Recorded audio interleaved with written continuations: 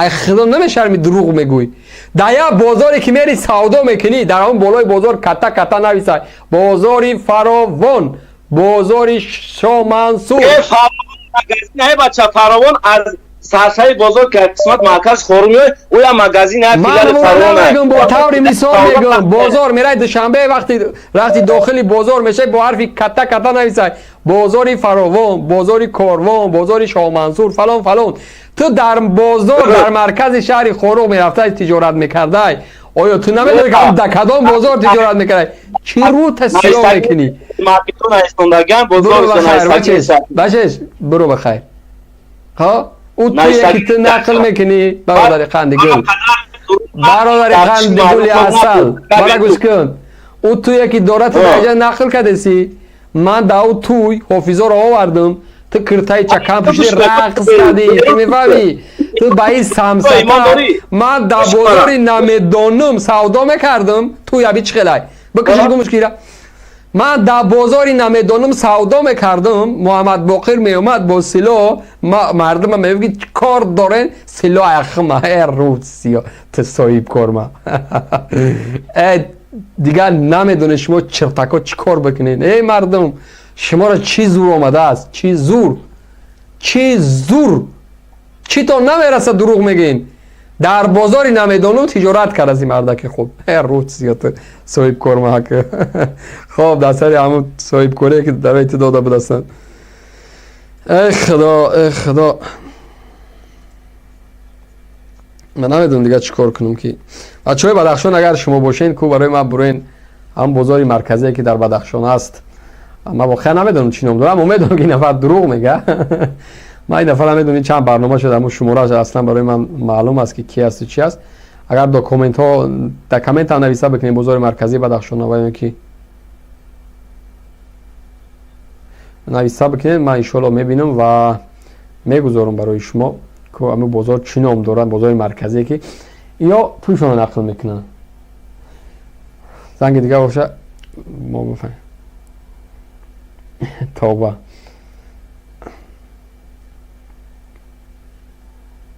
الو السلام علیکم علیکم سلام اکا بیرو سلامتی میخوام شما تشکر همین نوی یک برادر شهر توز بود زنگ زد گفته همطوری یک قصه کنه که هر کجا میشن و یا مادرشون از شهرسای پدرشون از کلوبای یا در مادرشون از ایسورای پدرشون از قرغنه هر خلان و اومختن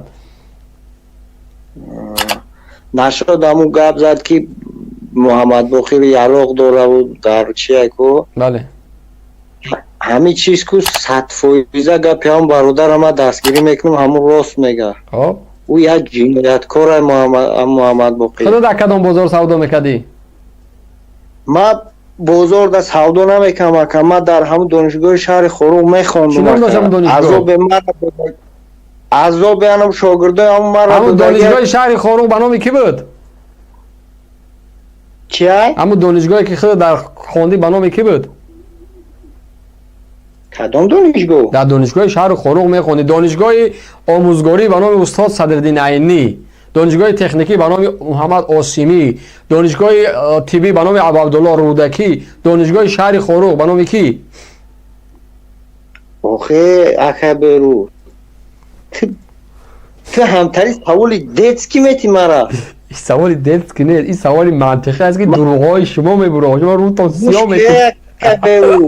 ما تو یه سوال بته که ما مثال رهگون بزنم آی نمیشه رهگون زده این سوال زیاد برای شما به فرهنگ ما اگه سوالی فلسفی نمیتونم داده تو برای دروغ میگوی برای یه نفری دروغ ما از کسموس برای سوال بیارم تو چی فن خوندی در همونجا بگو چی اختصاص خوندی من چی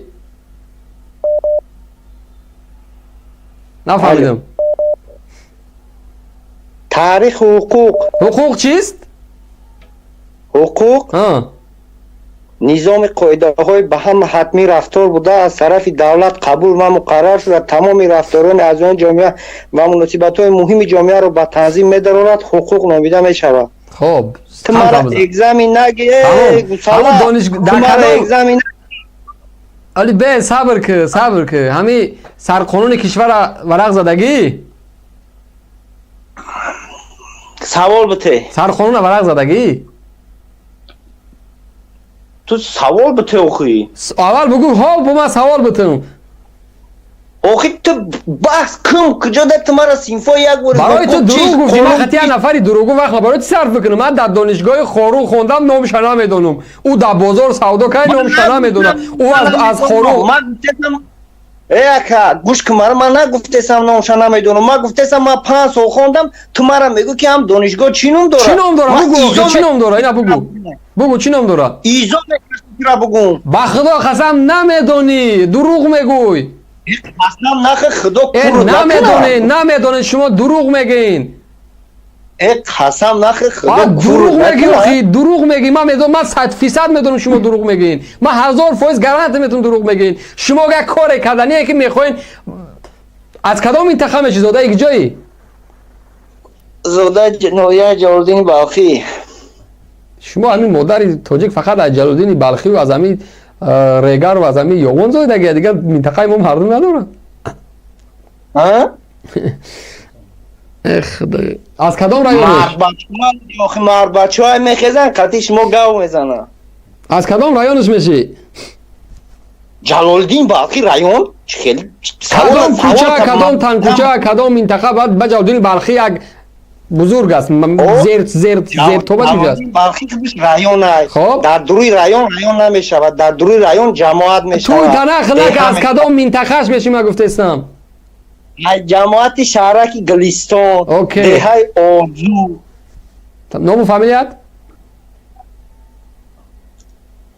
ضرورت در نامو فهمیدید بچه ما قطعی کی بحث کنیم قطعی فکر عظیموف جمشید فیضاللهوی سوال تولدت؟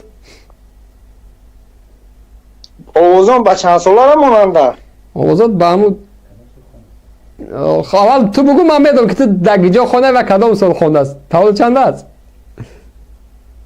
تولدم 97 کی بودی در چیز در وارو در خارو ای ابی کدام سال تولد کردی در خارو تو دیگه سوال نداری بحثی ما بحثی مکتب شما خوندگی رو من با میگم که ای خدا این همین شهر نمیدونن این همین میبیان در روپروی دوربین در نزد مردم دروغ میگن